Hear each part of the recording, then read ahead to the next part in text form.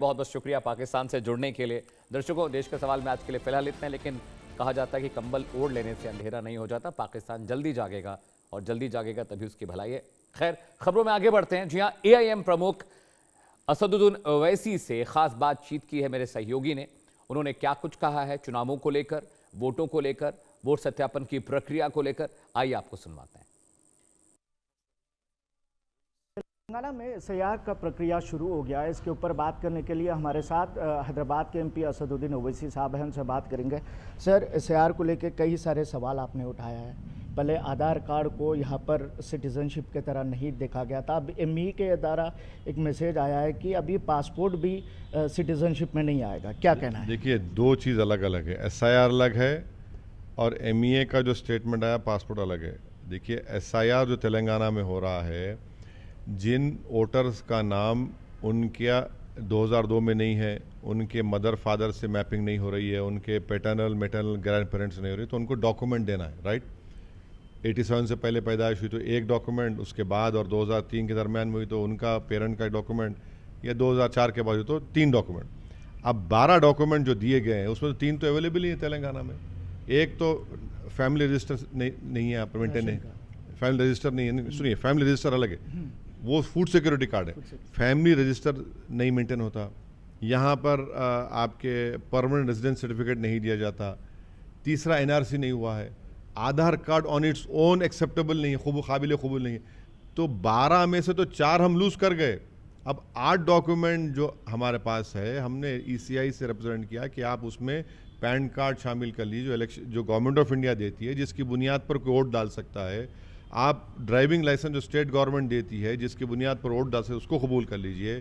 हमने कहा कि फूड सिक्योरिटी कार्ड जो स्टेट गवर्नमेंट इशू करती है, उसको एक्सेप्ट करिए, जिसकी बुनियाद पर वोट डाल सकते। बट सुप्रीम ECI ने उसको एक्सेप्ट नहीं किया।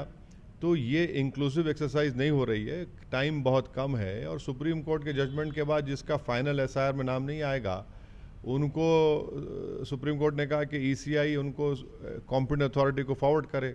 ये अलग बात है कि 6.5-7 करोड़ लोगों के नाम नहीं आए, मगर हो सकता है कि मुस्तकबिल में जिसका नाम फाइनल SIR में नहीं आया, उनकी सिटीजनशिप पर एक सवाल निशान उठेगा, क्वेश्चन मार्क डाल दिया जाएगा।